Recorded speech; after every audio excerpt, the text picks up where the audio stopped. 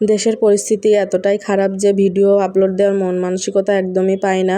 তো আমরা গৃহিণীরা ঘরে বসে চিন্তা করা ছাড়া আর দোয়া করা ছাড়া আমাদের কিন্তু আর কোনো উপায় নেই।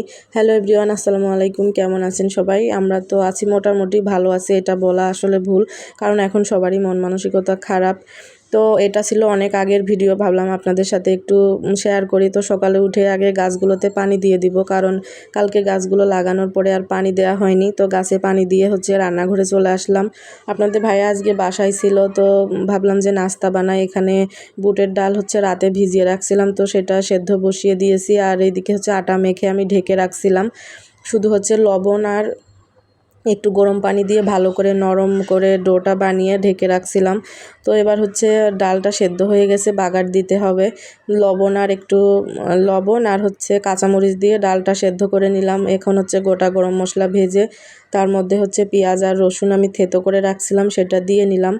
এবার ভালো করে ভেজে তারপরে গুঁড়া মশলা দিয়ে একটুখানি পানি দিয়ে কষিয়ে ডালটা দিয়ে দিব। তো এখানে আমি মরিচের গুঁড়া, ধনিয়া গুঁড়া, হলুদের গুঁড়া দিয়ে দিলাম। তো মশলাটা এখন ভালো করে কষিয়ে ডালটা বাগান দিয়ে নিব। আর এদিকে পরোটাটাও আমি ভালো করে মেখে তারপরে বেলে নিব। তো আজকে চারকোনা শেপ দিয়ে বানাবো। তো ডাল রান্নাটা হয়ে গেছে, এবার পরোটাগুলো বানিয়ে নিচ্ছি। এখানে গোল করে আগে বেলে নিলাম, তারপরে তেল দিয়ে এবার আটা দিয়ে অল্প কিছু আটা ছিটিয়ে দিয়ে তারপরে চারকোনা শেপ দিয়ে আবার বেলে নিব। তো হাতে যখন সময় থাকে তখন এইভাবে চারকোনা শেপ দিয়েই পরোটা বানাই, আর যখন সময় থাকে না তখন গোল গোল শেপ দিয়ে বানাই। তো চারকোনা করে বানালে খেতে কিন্তু খুবই নরম হয় আর ভালো লাগে খেতে। তো এদিকে এইদিকে আমি আস্তে আস্তে করে পরোটাগুলো বেলে তারপরে ভেজে নিব। আর আজকে একটু বাইরে যাব, মানে বাইরে একটু কাজ আছে। আপনাদের ভাইয়ের সাথে একটা জিনিস কিনতে যাব। এটা কিন্তু অনেক আগের ভিডিও ছিল, এখনের ভিডিও না। এখন শুধু ভয়েস দিয়ে তারপরে আপলোড দিচ্ছি। তো আপনাদের ভাইয়ের সাথে বিকালে গেছিলাম আমি বাইরে। তো বিকালে যেয়ে অনেক দোকানে দেখাশোনা করছি, দেখে দেখে একদমই পছন্দ হচ্ছিল, কিন্তু একদমই দাম বেশি চাচ্ছিল। তো অনেকগুলা দোকানে দেখলাম, তারপরে আপনাদের ভাইয়া বললো চলো বাসায় চলে যায়, রাতে আবার আমি একা আসে দেখে যেটা ভালো লাগে সেটা নিয়ে যাব।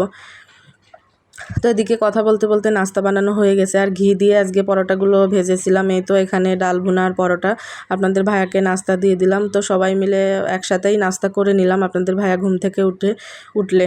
তো তারপরে নাস্তা করে একদমই দেরি করি নাই, দুপুরে রান্নাবান্না করতে চলে আসলাম, যেহেতু আজকে একটু বাইরে যাব। এই তো এখানে কচু সেদ্ধ বসিয়ে দিয়েছিলাম। তো কচু দিয়ে রুই মাছ ঝোল করব। আর বাম মাছগুলো 2-3 দিন আগে আনা হয়েছিল, তো কাটা হয়নি, আজকে কেটে পরিষ্কার করে ফ্রিজে রেখে দিব। তো রান্নাবান্না আর আজকে শেয়ার করা হয়নি। তো বিকালে তো চলে আসছি বাইরে। তো বাইরে এসে কিন্তু অনেক দোকানে খোঁজাখুঁজি করতেছিলাম। আর এই তো এখানে অনেক ছাত্রছাত্রীরা ফ্লাইওভারের নিচে আঁকাআঁকি করতেছিল।